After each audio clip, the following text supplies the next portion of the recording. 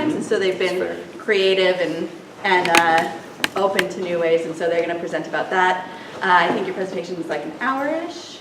Yeah, we left plenty of time for conversation and questions. So yeah, and so this should be pretty casual. I'd really like you to come up with questions at the end, especially as people who live in Boise or potentially other cities, or you're going to live in other cities. Like, this is your time to have an expert's ear and just get input on what's going on, how you can be engaged, what's working for them, what some of the challenges are. So with that, I'll hand it over to you and take it away. Thank you for being here. Yeah. Well, thanks for having us. We really appreciate it. My name is Colin Hickman, and this is Austin, and I'll let him introduce himself in a bit. But we're really excited to be here and talk a little bit about what we do at the City of Boise, some of the challenges that we have, and how we go about community engagement.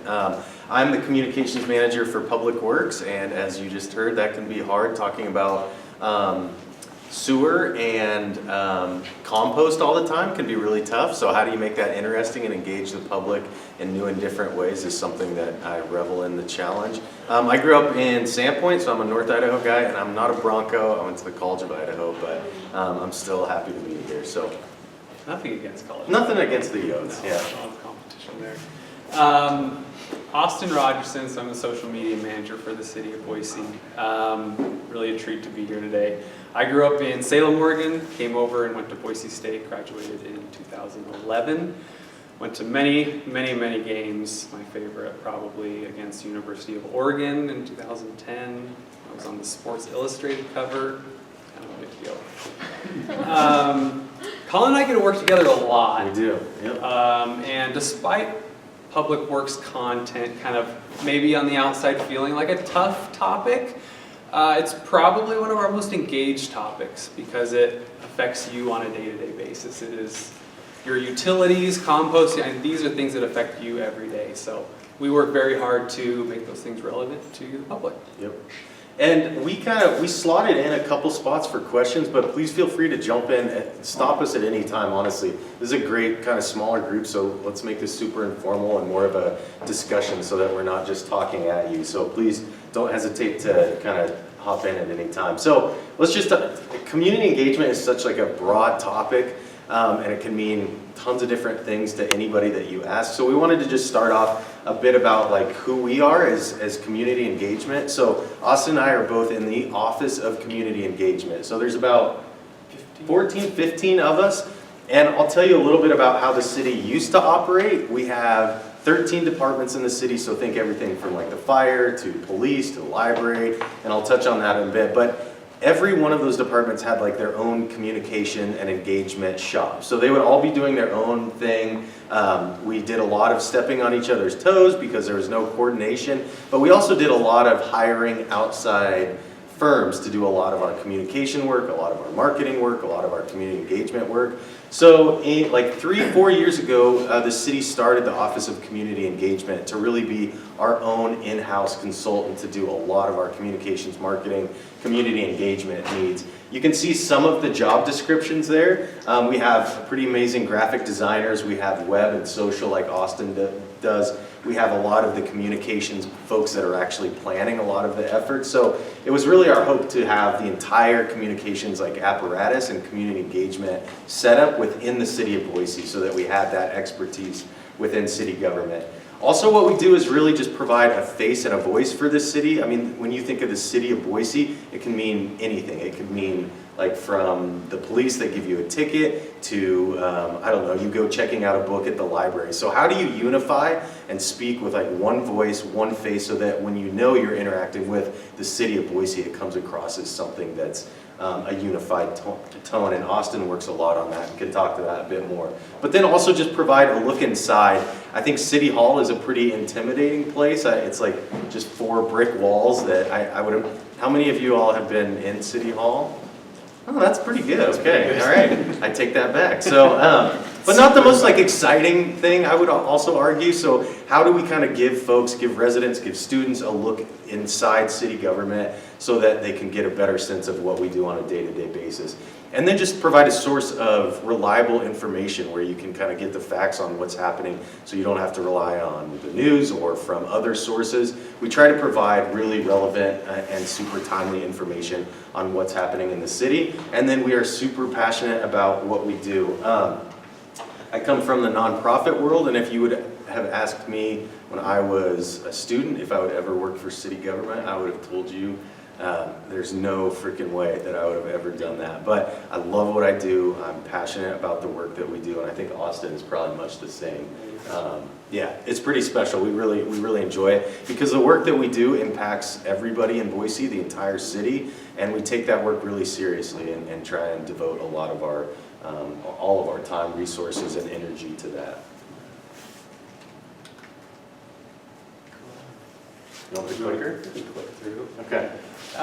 So yeah, why don't you just go through all of them Right. and just kind of jump into. So a whole menagerie of things that we do, but this just kind of gives you a feel for elaborating a little bit more on what Colin mentioned with the folks in our department. This is a bit more of the work that we do. So everything web, we actually just did a whole new brand new web design, redesign.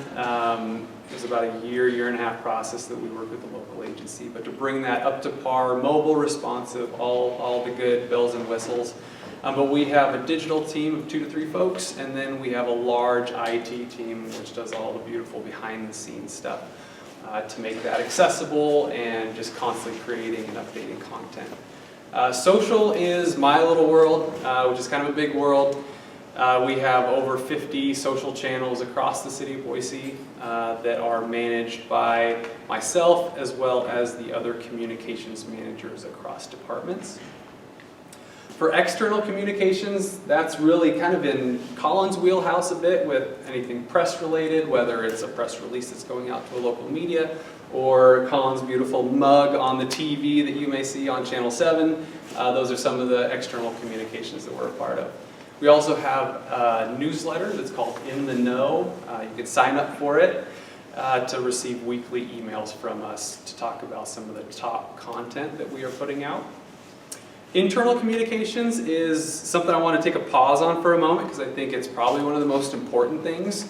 We really try to focus first on our employees to start with, that they are, to what Colin alluded to, not finding information from a local news station before they actually hear it from their employer. So we work really hard to inform our own employees about what's happening across the city, and then we often push it out to the public. Strategic planning, we are this hub of folks who get nerdy and like to brainstorm ideas. So we're constantly innovating and looking for new ideas, specifically now with our new mayor. You might have seen that we had a new mayor, Mayor McLean, and we're looking for new digital engagement opportunities. So ways that we can engage with the community, because it's hard to go down to City Hall and be a part of a public meeting. So what are ways that we can engage digitally for people who can't quite make it there? From really idea to full-on implementation, we do everything across the board when it comes to communications plans. And then graphic design, they make all of our things beautiful. We have 3 graphic designers who do a rock-solid job, and we're so grateful for them to make our stuff look pretty.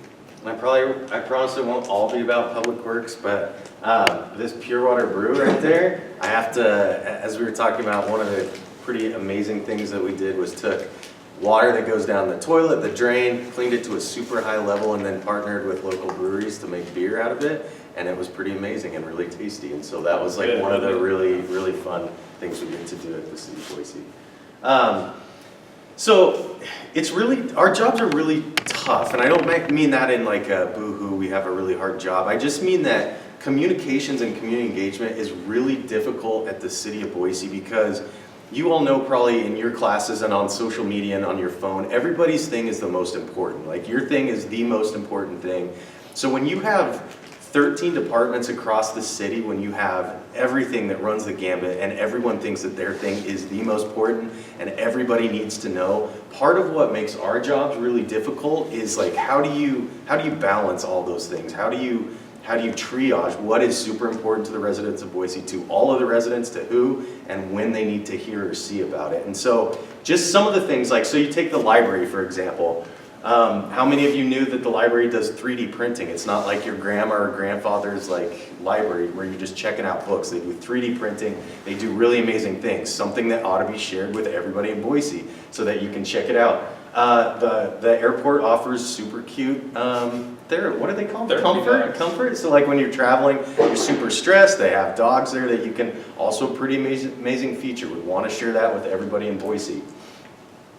My World, geothermal has sprung a leak on Capitol Boulevard, kind of a big deal. Traffic can't get through. People are like, what is that weird green light? Looks like Batman on the street. Ghostbusters. We got some pretty funny comments on social. But kind of a big deal. Really need to get that out. Super important to people, and also people are just interested. Could I pause you for a second? Yeah, please. I think the neat thing here is that this was kind of a live broadcast, and they actually took our photo from Twitter that we posted and used that image as opposed to using something else. So the power of having it come from us first allows a trustworthy source, which is the city of Boise, that they can freely, we encourage them to take all of our information and use that and repurpose it. Yeah, totally. Women's right to vote. This year is the 100th anniversary of women's suffrage. So our Department of Arts and History, super important. Everybody should know about that. Police. Help us catch a bad guy, also very important. We need to share that with every citizen so that they can help us identify. I think these two were graffitiing up Boise High, was that what that was? Oh yeah, very nice. So not cool. So we need to help catch those. As Austin just mentioned, we have our first elected female mayor. So the office of the mayor, also a big deal that needs to get information out. 8th Street, we have our planning and development group that does a lot of stuff around biking. If you all must know 8th Street, so you see traffic there, but bikes there also. So how do we make that bike walkable, but also what do we do in the future? Are we going to limit that to cars? So super important information that we need the public's opinion on. Our Parks and Recreation Department, they just put on X Games for 3 years. People were really jazzed. We need to get that information out to everybody, not only to get them to the event, but share what happened at the event. Our IT department, and this is what goes back to Austin talking, not only do we push things externally, but we also share with all employees. So we are integrating a brand new software system. So how do you communicate that? I'm running out of breath just talking about all these things. The fire department, training new firefighters that are going to be on the streets and doing really important things. That's content that we need to share. Legal, they don't really. we found this photo. I don't know what we typically share about, but they are a department, and I respect that, and so wanted to put that up there. But I'm sure. We follow the rules. They're very important. Yes, they are very important. Our lawyers do really good work. Don't typically share that on social. HR, so we're rolling out a brand new performance system within the city of Boise, so mostly to employees. Also super important that everybody know about it. So, finally done. But you can just see the point of what is like, when everybody's thing is the most important, and I can promise you that everybody that works in these departments thinks that their thing is the most important, which is true. To them, it totally is. But for our roles, how do you then slice and dice all this information, decide what needs to go out to when and who? And it makes our gig really challenging, but also really exciting. I can remember one week we were sitting in a content planning talking about, all right, what are we going to share for the week coming up? And it was everything from like F-35 jets to one of the giraffes was sick at the zoo to talk. I mean, like, you talk about like the breadth of what the city touches, and it's pretty amazing. So it's one of the really fun parts about Austin and I's job, but also one of the really challenging ones as well. So this is kind of just a funny little graphic, but it brings truth to our ability to take in information. our lack of, like, we can only keep our minds on something for 8 seconds at a time. And so the inundation of information every single day is constantly growing. So how are we working to ensure that our content is simple, concise, straight to the point, is the photo engaging, so that in that quick moment that you're scrolling through your feed, it catches your eye and we're at least able to engage with you in that moment. And then what's even more shocking is that 5 seconds is really the magic number for if you're looking at a marketing ad or you're looking on someone's website. This is kind of the expectation until someone zones out and is interested in something else. For you to be able to sell to them, tell them, what do you offer, how will it make my life better, and what do I need to do? So the quickness, the speed by which we are taking in information compared to everything else that is out there online is extremely competitive. All right, now we'll pause. So we're just curious from this group, what content do you engage with from the city? And it's also okay to say 0, which means we need to do better at our jobs. But what content do you all engage with the city about any sort of content? Show of hands. Yeah. Does Bogus Basin count? Like the Bogus Basin Twitter account? No, but interesting. But that's good to know. I follow the city of Boise on like my social media. Okay, great. Yeah, I have the email newsletters. Okay, Awesome. great. So like Bogus Basin is an interesting case though, because we had, I think there was a case when the Boise Police Department needed to head up there because of some accident that happened. So yes, we're in coordination with Bogus Basin and the folks up there and coordinating, for example, our social media messages so that they are saying the same thing. There's an accident up at mile 15, so we need to ensure that our communications are together.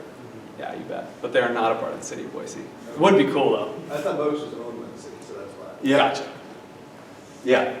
Can I ask a question? Yeah. What groups do you find it hard to engage with? Like, who isn't engaging with you? Great question. Probably I'll go kind of two sides of it. Our top demographic that we reach is 35 to 44 females. Our toughest demographic is probably 18 to 24. That's you guys. And I'm assuming with just a lot of the content that we put out kind of this morning already is that we're just inundated with so much. And there's another aspect of it that maybe this stuff doesn't relate to me. Or maybe it's not, maybe I don't pay for my sewer bill yet. Maybe I'm in an apartment and I don't really care because the landlord does it. So there's a lot of things that maybe once you take a next step in life, that 25 to 34, is things are starting to resonate with me a little bit more. Or maybe we need to jump on TikTok. Maybe we need to like get into other social channels where it would be a bit more engaging. What do you use to engage with Bogus or whatever else you're engaging with? Is it Twitter and Instagram or is it something else? Yeah, like show of hands, Instagram, Twitter, if you dare, Facebook. Just kidding. Interesting. That's interesting. That's good. LinkedIn. What about LinkedIn? Oh, love LinkedIn. Oh, interesting. Interesting. Okay. That's good. So then I think taking this deeper, like I think to your point, you know, what topics do you care about? Obviously kind of recreation, skiing is a really good one. What are some other topics from the city that you would actually care about? And I'm trying to like think back to when I was in school of what I would have actually cared about. Probably not the, well, no, I'm not even gonna say it. Yeah, yes. I liked the political agenda, so like Oh, interesting. when the mayoral elections were coming up, that was super interesting. Interesting, okay, great. Did you find the content that you needed? Not through City of Boise. I had to go through each person's different election like website, but that was just really interesting content to be able to follow. And it's tough. I remember our kind of web team struggling with that a bit because it's Yeah, actually sure. owned by Ada County Elections. And we're like, we want to do all the things, but it's not ours to do. So that's a struggle that we have sometimes when it's like, yes, this is our mayoral election, but it's not necessarily something we can promote or definitely not lean one way or the other. Right. But yeah, it's a little tough sometimes. I mean, I love hearing about housing opportunities, and Yeah. especially Great. since like the city has such a big hand in it. To Yeah.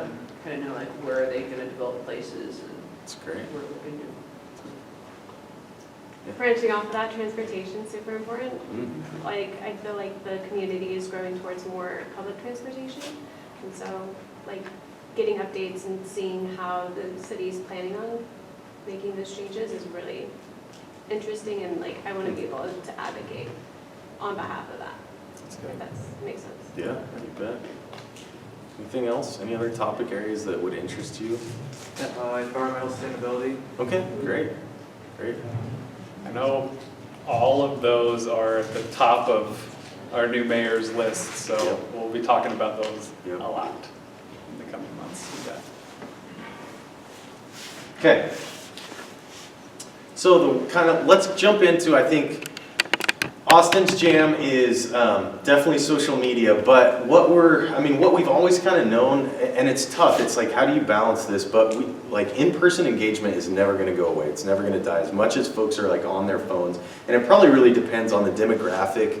You know, when we do public open houses for different things, it skews older, but it's super important that folks have that like in-person, face-to-face engagement, whether that's because of the topic area is super dense and super complex where you benefit from talking back and forth with somebody. I remember, just as like as an aside, when we were doing the rolling out the orange energy bags, you all know those, the like super confusing recycling stuff.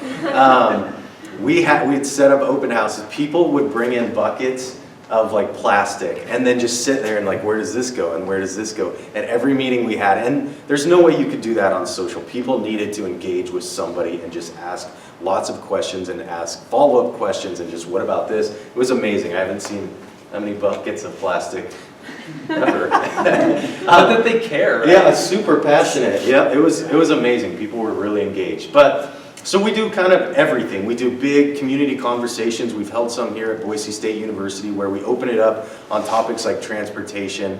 We invite the entire community to come out and be a part of like a facilitated conversation of how we do transportation, where we're going in the future, and really seek folks' input on how we can do it better and priorities that are important to them. Open houses, like I talked about before, those are usually smaller scale events, and they run from having like 3 or 4 people to, I mean, we've had packed houses talking about compost recycling, transport. There's been some super topics that engage a lot of people. And then one of the things that our shop, community engagement, is doing a lot more of is focus groups. And we would love to connect with these classes in the future. I think that'd be a great opportunity of having some of you participate in some focus groups. We've done a lot of facilitated focus groups prior to rolling things out to the public, and they've been super informative and helpful and just kind of testing some of the things that we're talking about. Is this resonating with folks? And as Austin mentioned, this demographic of younger residents would be somebody that we would love to have engaged in some of those. But really trying to dig at, so I think the gentleman back there mentioned like environmental sustainability. So one of the things that I'm working on, and Austin's been, and Jamie, is like climate change, and how does that resonate with folks? And we know that when you say those words, people tend to like tune out and just like it's just not present. So one of the things that we're really working on is how do you get people engaged in that topic in a meaningful way, in a way that is like about Boise and specific to our location, and in a way that isn't instantly polarizing. And so that's one area where focus groups will continue to play a really big part in what we do. Can I ask a question? Yeah, For please. the focus groups, how do you select the participants? Yeah, it's a great question. It depends on the level of sophistication we want to do. So we do from like the very informal, we'll even take, if it's kind of just wanting to get a quick beat on something, we'll even take city employees that work in different departments, kind of pull together a close group. We've also done, kind of midpoint there would be, we've also just opened it up on social media and Nextdoor for the entire community. And then we kind of do a first come, first serve, but then make sure that we have like a demographically representative group, you know, from age range. We try to ask some demographic questions about income, where do you live, what part of the city. And then that runs all the way to like professionally hired focus groups where they like pre-select to ensure that we have like a totally valid, statistically representative selection of the public. So it kind of depends on like the level of sophistication with which we need. I would say that the majority of ones that we've done have kind of been that like middle of the road where we open it up to everyone. We invite everyone to kind of apply for that, but then we really look at trying to get a good cross-section of a bunch of demographics. It's a good question. So, in the way of engaging through social media, these are a couple of ways that we've done it recently, and we're always looking for new ways, so please speak up with all of your brilliance if you guys have any ideas. So Facebook Live events, we've done actually a number with Colin for composting, recycling, orange bags. We will get in City Hall, council chambers, kind of the big room where all the public hearings happen. And we'll have a subject matter expert like Colin who will be up there presenting on a specific topic. And then I'll be on the side on the computer taking in questions as they come and say, hey Colin, we got this question from Joe. He just commented on Facebook. Can you reply to him over the live event here? And so being able to engage with people that are not able to otherwise come to an event has been really impactful for us. And that was like a new thing because we had to be pretty careful because we didn't want it to be like somebody type a question like, hey Austin, that guy looks like an idiot on the screen, and then Austin say, sorry, Bob from West Boise thinks you look like an idiot. So like we had to test out like how that would work in real time, but yeah, we were excited to roll that out just as a new way where folks can be engaged and yeah. And another way is through stories, and I imagine you guys use stories quite a bit, especially related to takeovers. That's something that we're jumping into a bit more, and it really gets into the organization kind of in two different ways. We're seeking employees internally to talk about specific things like affordable housing or transportation, so taking that subject matter expert and just having a day in the life of that individual, talk about things that they might be interested in and that they want to share with the community, and using things like the question sticker. If people from the public have questions, then we'll be able to answer those in real time. So unlike maybe the past where it was extremely difficult to get a question answered from a city official, we're looking for ways that we can answer those questions. How do you deal with like trolls and people just looking to start stuff on this kind of platform? We love those folks, first off. We love those. Amazing at that. We don't take it personally. That's probably the biggest takeaway that I've had over the years. But you just treat them with respect and kindness, as hard as it can be sometimes. I can get into that a little bit later. But we have a lot of trolls, and we have some frequent flyers. We even know them by name. If they're real names. I don't know if they're real names. But they genuinely, the interesting thing about trolls is that they are often from here, and they know an awkwardly lot amount of the city, but they just think that we're terrible human beings. So we just try to really engage with them in a very human and kind way. And if we can't answer their question, we are going to provide them with facts. If they're just saying negative things, then we oftentimes just let them go. Do you think they affect like the other people's engagement with that post? Responding to comments? I would say 95% of the time, no. Because I think people can understand when someone's just trying to attack. And what's fun about having a community through social that has been built over time is that your community will come to your defense. So I've seen other residents come in and say, hey, you're just a troll. You don't know what you're doing. Or come in and just provide factual information. So sometimes I don't even have to respond. And someone else from the community will just come in. It's a really good question, and I would add to that, I think the city can have like policies on what to do with that, but more than anything, it's the person behind the chair, and Austin is super good at his job, and like so many of those are just gut calls. Like, when do you let stuff go? When do you address it if it's like factually inaccurate? When do you call it out? When do you just, a lot of it is just like his judgment call, and that's why it makes kind of hiring a social media manager that is good at his or her job super important, because a lot of that is just gut feel. Wouldn't you say? I mean, there's like certain black and white policies where if something's over the top, you might take it down, but I think a lot of it is just kind of feeling it out. Right. Yeah. And then these last two, kind of similar to what we've been doing before, but just using Twitter as a platform has been really engaging. It's actually one of our largest. We have over 40,000 followers, so it's a great place to engage with the public. Twitter chats, just kind of a live chat. We'll set aside a 2-hour period of time, pre-promote it in advance, and say, hey, we're talking about this topic. If you have questions, ping us, and we'll respond in real time. And then, just real quick, for polls, just getting an overall gauge. It's kind of like when we bring together for the focus groups just some employees. We just want to get a quick feel for what people think about a certain topic. So just an A, B, C, D type of poll and get a feel for the feeling in the community. And then these are just 2 quick ones by way of engaging online. Web forms for any number of specific topics. I know we've done them for compost and recycling. It's to just get an overall gauge of how people are feeling about a topic. And I know you'll speak a little more about compost later. And then surveys. We put out a lot of surveys, don't we? Yeah. But it's constantly gathering, just another way that we can gather feedback from residents.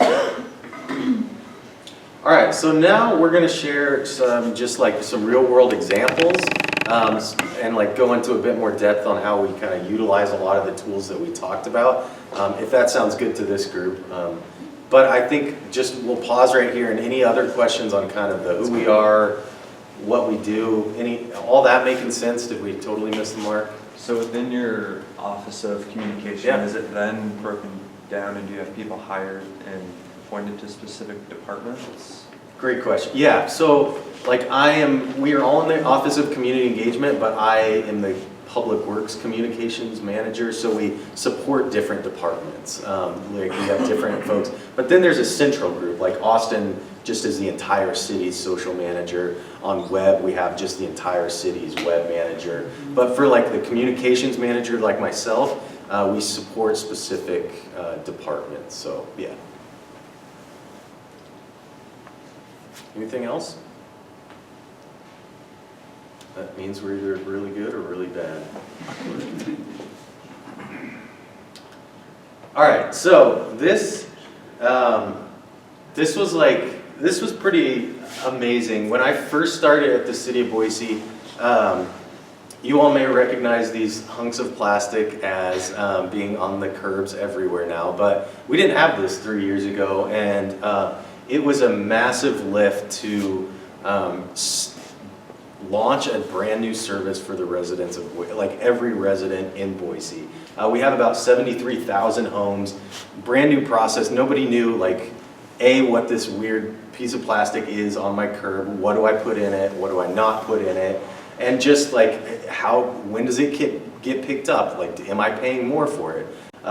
Tons of new information that we had to engage residents with, and it was super important because if they, A, didn't know that they would be paying more in the end, B, didn't know that there was a weird thing that was going to be showing up on their curb, they didn't have any idea about it, or C, had no idea what went in there or what didn't. It would be, this could have really gone poorly, I would say. And luckily it went really well. This was, Austin and I went out, all the carts were stored out by the airport, and you can see they were like, 10, 15 deep, and about as far. It was pretty amazing to see 73,000 plastic carts stacked up in one spot. And so pretty incredible rolling that out. But really, like prior to rolling that out, we really wanted to engage the public on, what do you think about this? Talking about environmental sustainability, what's important to you about compost? Is it just now that you have a place to put your leaves, or is it more about like the return on investment that the city's getting? And so we had a ton of conversations with residents about, why is this important or is it not important? What are you most excited to get out of this? What are your concerns? But then we, like through those open houses, through those public meetings, we kind of learned like some weak spots. So we knew that through that, we talked a lot with, and this might apply to some, do you all have compost cart? Probably not in like student housing and Apartments, probably not. So what we learned with like little homeowners associations, some of those little pad homes, they barely have any space to put, and so they were really freaked out about another cart. And so through all these meetings we learned, okay, that was a blind spot, didn't see that. And so what we did is worked with a lot of those communities they could just share one cart for the entire community. So it allowed us to get out in front of the public and really talk about a lot of the implementation things before we rolled it out. I don't need to go through all of this, but like Austin mentioned, we did a lot of surveying online. We did a ton of boosted social content, and then we did that Facebook Live open house where we just took questions from the public, opened it up for a certain amount of time, and just let folks lob questions at us.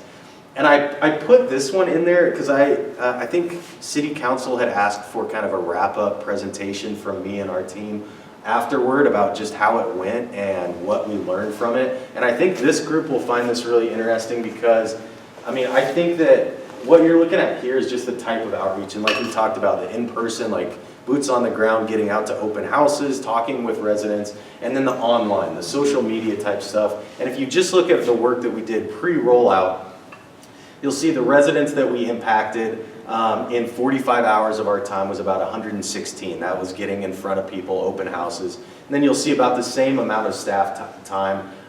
Resident impressions was over 120,000. And so staff time per resident engaged, like how many folks are we reaching per staff time, you can see 23 minutes versus 25 seconds.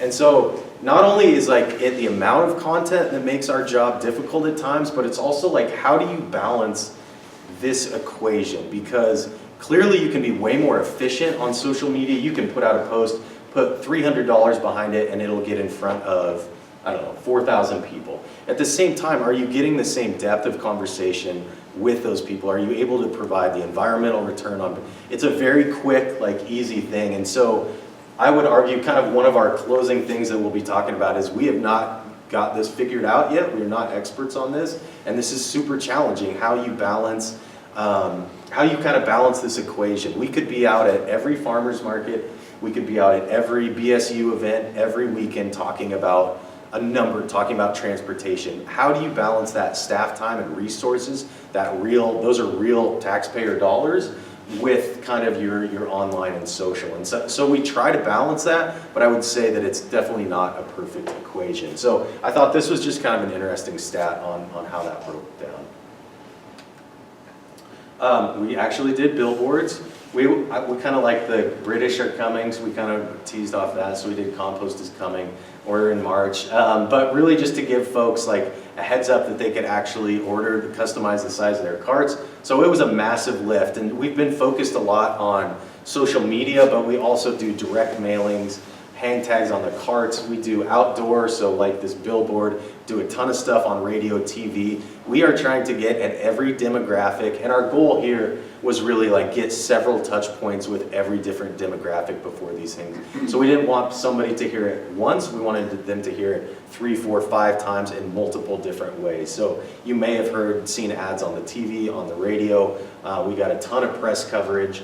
And then we cranked out a bunch of videos in-house as well and put those out on social. So this was really an all hands on deck, full court press, trying to get as much information out to the public as we could. And I would say that it went pretty well, but it's hard to reach everybody in the city, and we did not do it. I mean, there were some folks that we just couldn't. They were like, what is this thing on my curb? And so, we learned a lot from this as well. Yeah. Did you do any non-English languages? That's a great question. I don't remember for this if we did or not. No, to be honest, we weren't doing kind of bilingual type things. Yeah. In the last probably year and a half is when we really started to pick those up, and we've had translation services come on board. But I think for this one, it wasn't offered. Yeah, it's a really good question, and one of the things that we're refining and getting better at is kind of that accessibility piece. So we're putting a lot more material in Spanish, but also even on our website, a lot of it was kind of like, there wasn't alt text for folks with like seeing impairments, and so we're doing a ton of work across the board on how we can be more accessible. One of the things that we've talked about more recently was, and this is kind of a bit off topic, but to your point, City council meetings are often like horribly attended because people are really busy. They got kiddos, they got families, and so we've started offering translation services at city council meetings, and also childcare. So folks, if they got busy lives, they can bring their kiddos and actually attend. So I think as much of our job is like stuff that we've done, I think a lot of it is also trying new things and seeing ways that we can bring in more folks through different avenues. And that's part of the fun, but also part of the real challenge. Anything else on the super interesting topic of compost before Austin takes over? Something cool about compost though, as a Boise resident, you get free compost. So there are sites around town that you can actually go pick up compost. So not only are you putting it in, there is a 20-mile set. How much compost is out there? Oh, it's like, it is Just tons and like tons, thousands of tons, right? yeah, yeah. So through the process, we grind it up. It takes 90 days, and then it comes back to residents to use. So it's not just to kind of get rid of, it's kind of a neat full circle process. Yeah. Yeah. So I foresee myself being in an apartment for a while. Are you guys planning on doing something, or is there something available for apartment residents to do compost-wise? Yeah, really good question. I don't think in the foreseeable future for apartments, just because it's so hard, because it's often very like rotational. A lot of people come and go, and what we found with even some apartments don't offer recycling, which is kind of a bummer. And it's really up to those apartment managers, whoever those managers are, to decide what they want. I think where you'll see the next iteration for compost is on the business, commercial side. Like if you think about grocery stores or restaurants, how much food waste they throw away, I think that will probably be the next iteration of where you see it. But it's a really, I mean, yeah, in an ideal world, we would totally have it for apartments, because I think it's a big miss that we don't. But a lot of it is just like logistics and some of the complications with getting it there. I would offer just one more thing for you. You can get one of those little containers for your kitchen waste and store it, and then take it to the co-op has composting there, and then Whole Foods, and dump it into theirs. I mean, it's not the ideal situation, but there is still a way to get some composting. It fills up your heart that you're composting.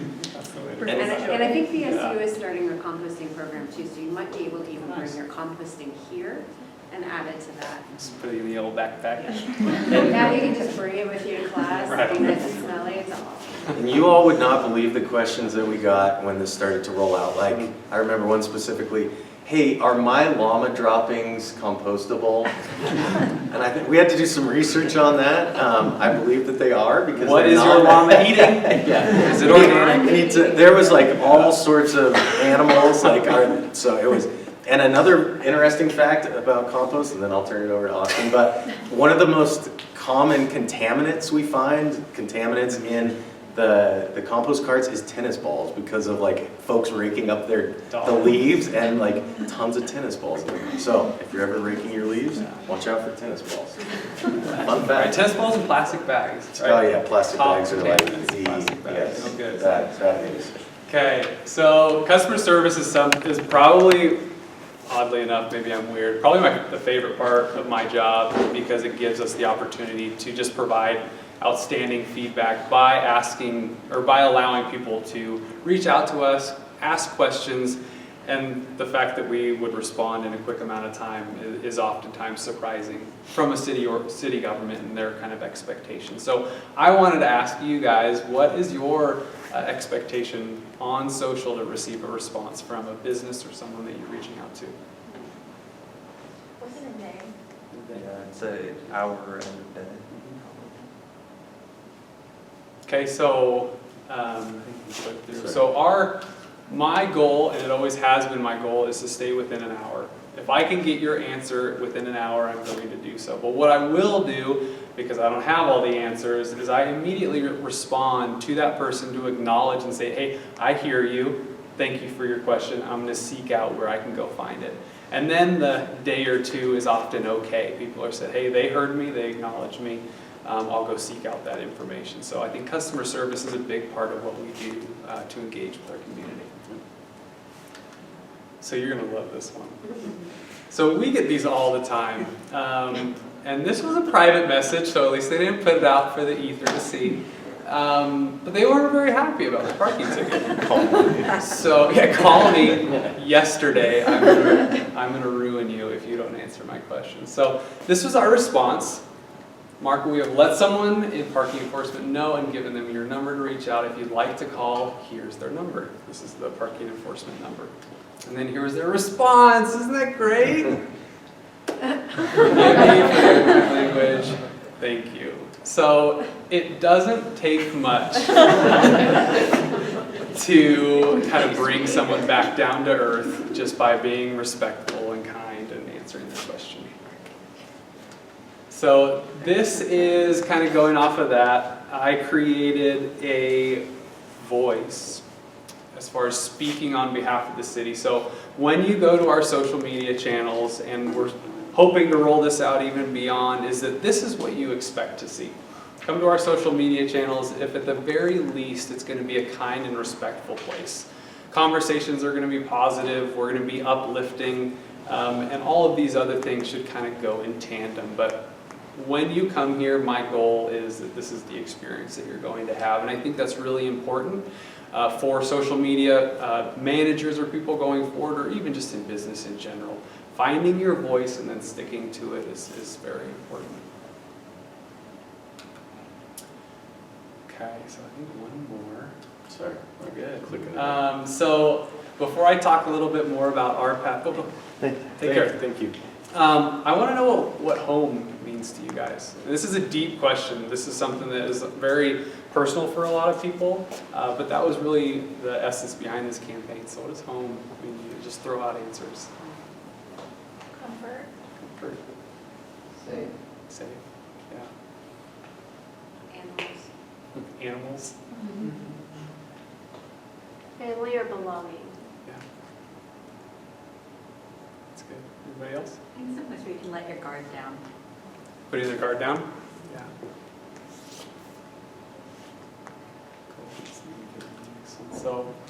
So what if our community came together to end homelessness? So our Path Home is a large group of agencies and or government agencies and nonprofits who came together to help our homeless community. This is something that we are very passionate about, and oftentimes gets us very emotional because we are very connected to these individuals, and we want the very best life for them however we can.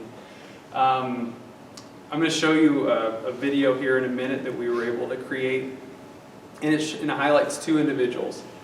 The first one is Karen. Karen lived in Sun Valley for about 20 years, lived a great life, and then went through a pretty tough relationship, abusive relationship, and became homeless, and was homeless for about 6 to 7 years. And then we're going to highlight Jimmy as well in this video. He came from Los Angeles in a really tough situation. All that he had was a vehicle. He just drove north as far as he could go, and his car broke down in Boise, and he was homeless for a number of years. And I would just love to show this video to tell a little bit about their story and the work that we did with the Our Path Home to create what is now a New Path community housing. If I click forward one more time. Always forward. That's what we used to say in Army, and I still believe that. Always forward. I'm living here in Boise, homeless. I actually came down on my 44th birthday, homeless. And so it's been, I just passed my 7-year anniversary.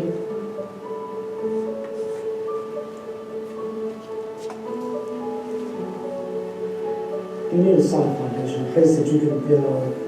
And that little bit of responsibility too, that's yours.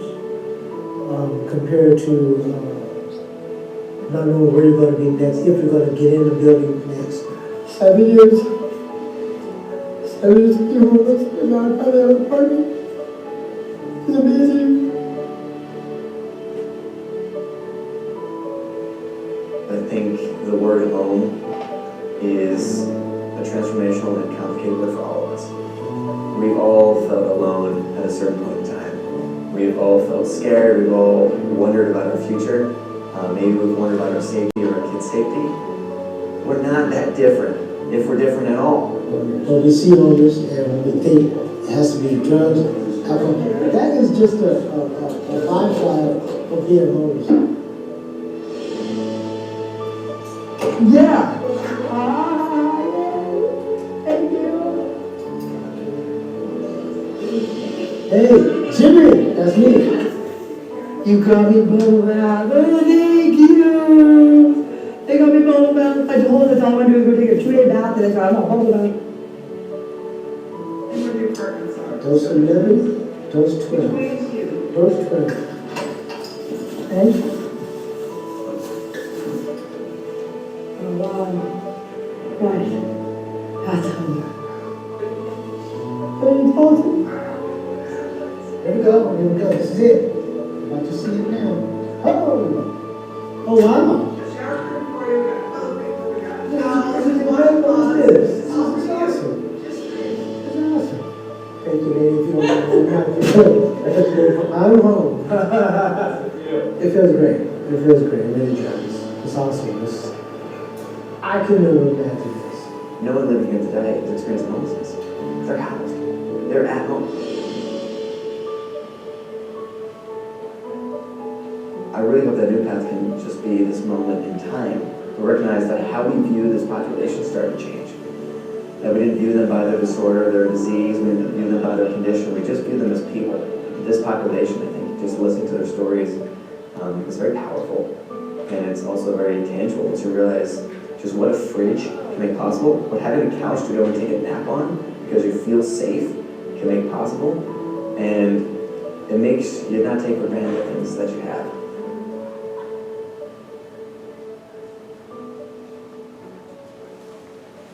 So sometimes we're able to do really amazing things and get creative with the content that we put out. And oftentimes it's a topic that is extremely difficult to talk about or has a stigma that's been lingering for a long time. And sometimes all you need to do is tell someone's story. So there's a lot of meaningful things that we do our best to work on and tell the best story that we can to continue to move this city forward in the right direction. So we knew we threw a ton at you, from homelessness to compost to just a lot of content at you. But if we were to boil it down into a couple takeaways, it's just like telling our own story, your own story from the city of Boise's perspective is super important and will always be super important. How we do that in our own unique and genuine way is paramount. And I'd say our work is way more art than science. I mean, we can have all the data behind the social media, but when you look at videos, when you look at like some of the stuff there, we're still figuring it out, which is the last point, is that I'd say we're professionals, and I would like to think that we're good at our jobs, but we do not have it figured out. And it's hard and it's difficult. Like, how do you balance all these things? How do you balance all these content areas? How do we do better at reaching all of you and engaging you in ways that you want to be engaged? And we do not have it all figured out, and that's part of what makes it challenging and super fun. And we're hiring. So, let me close with that we love what we do, are super passionate, and the city is an amazing place to work. So if you all are interested in that, please come find us, talk to us, because we need like the next generation. We need the best and the brightest at the city of Boise to really. This place is an amazing city to live, and I think you all would agree with that. And in order to keep it that way and make it even better, we need good quality people. So with that, we'll shut up. Any other questions or comments? I have one. Yeah. So like a lot of what you showed, you're engaging in like an educational or informative capacity. Like, what opportunities are there for more two-way engagement? Or do you have plans, or is it something you want to tackle, or is it kind of out of your scope from the departments that you're representing? So I guess from my perspective, that is kind of where I really hope that the social that we're doing can be that two-way communication. It oftentimes comes up when there's something that we're really working on or pushing forward, but just thinking about it out loud right now, there probably needs to be opportunity just constantly And maybe that's something that we can do better to let people know that you can ask us questions all the time. We don't want to just push information on you. But social has been a great way for us to do that because it's not always just a push of information. It really is a feedback loop, and a feedback loop that's very public, and people can see the conversations that are happening. So that's one way. Yeah, I'd say too, I mean, the Livability Ambassador Program, which, tell me your name again? Seth. Seth was a part of this last year, is a great example. Oh, we had two. Dr. Maroney was also. Yeah. I'm sorry. So we had two examples of this last year. Is it another example of that? I think that goes back to the trade-offs. Like, you know, that is very geared toward a specific group of 20. So we're trying to mix in like the super, like broadcasting a wide net, reaching everyone, but also getting into a bit more depth on like, how do you have those really like meaningful, super important two-way conversations. On another project that I'm working on the water side about what we do with all the water that we treat in the city of Boise. Right now we just put it into the river where it flows away, and we're thinking about, could we do more different things with that? Could we make more beer? Could we do other things? And so we've used everything under the sun for that. We've done a lot of focus groups. We brought together an advisory group. We had a student from Boise State be a part of that, where they sat down for 6 months and helped us work through a lot of that two-way conversation. And I think Austin's right. I think in an ideal place on social, we would get to that as well, where it's less talking at people and like more, how do we have those conversations? And it's really hard on the topics that you're trying to inform, educate, but also gather input and do all of the above. So I think that goes kind of back to more art than science. I've got a kind of follow-up question. Does the city feel accessible?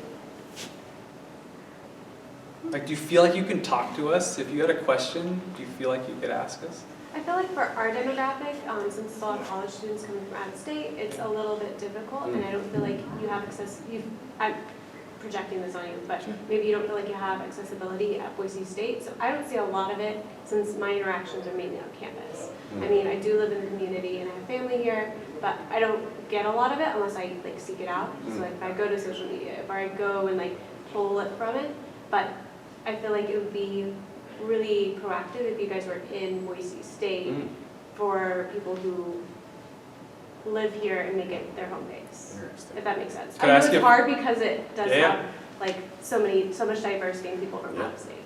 Are there ways on campus that you think the city could be involved? Like, should we go chill on the quad? How should we jump on opportunities like that?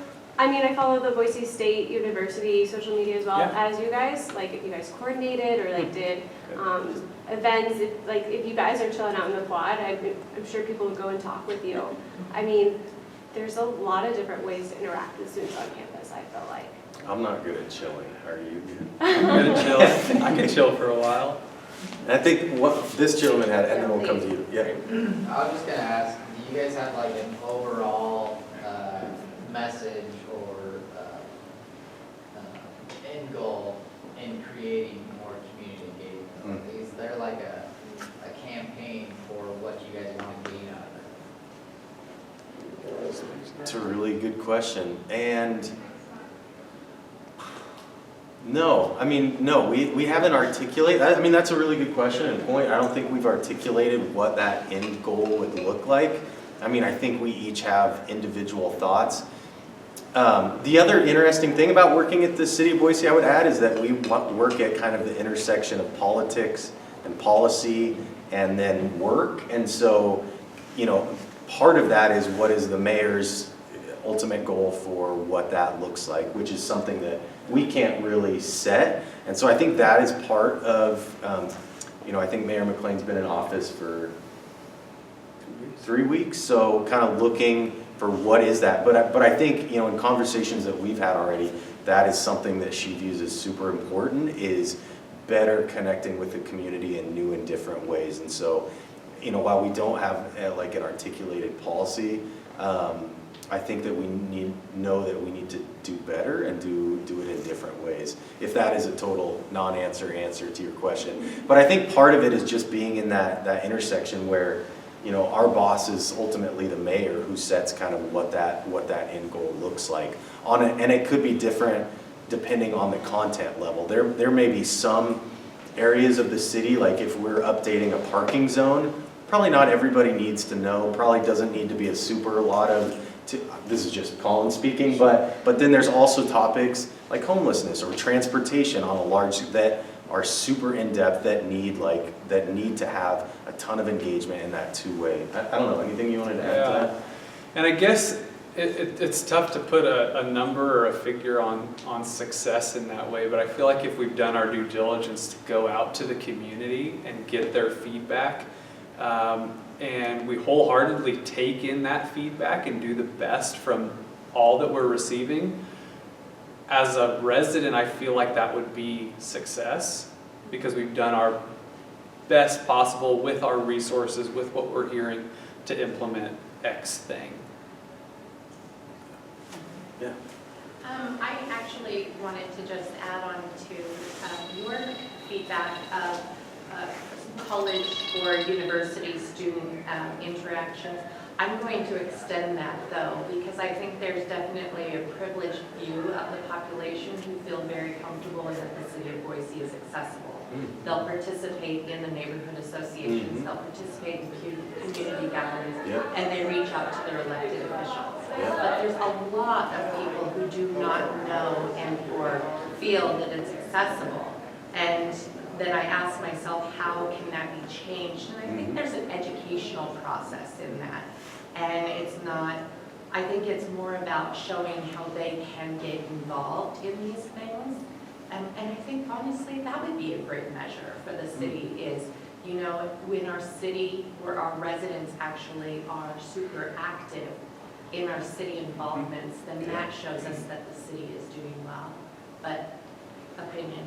No, it's great. That's good. It's a really good point. And I mean, you know, it's really good because one of the things that we've been really trying to do and focusing on is like, don't make people come to City Hall. You can't find parking. Nobody wants to go there. It's not accessible. So we've had a lot of luck in doing a lot of the in-person events like out in the community. We've had some in breweries, some in libraries, some in places like in people's backyards where it's like, we're not always asking come to us, but we are in front of people in different avenues where they are more comfortable. And so maybe to that point, we can do a lot more events here on Boise. You know, what are the opportunities that we can be here more to engage students in new and different ways. But yeah, your point is a really good one. And I think as the city continues to grow, finding new ways. We were just talking about the other day, you know, do we create a video that's even like how to attend a city council meeting, because it's intimidating. People don't know what is involved in that.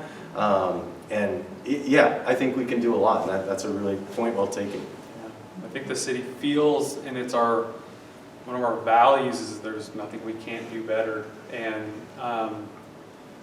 we wholeheartedly pursue that. And if we need to go to Boise State, we're going to go to Boise State, and we're going to work with Jen Snyder in public policy. So just constantly looking at different ways that we can engage even through the Boise State is wonderful. Any other questions? So a question on we're hiring, what kind of people are you looking for to work, what type of departments or what type of, which areas are you looking for? Do you want to go back to the slide of all the, I think we're hiring in every department. Everything. There's airport, there's seasonal park staff, there's communications professionals, there's firefighters, there's zookeepers, there's the gamut. So I would just honestly, I don't even know what the website is. I just Google City of Boise jobs, and it'll shoot you right there to check them out.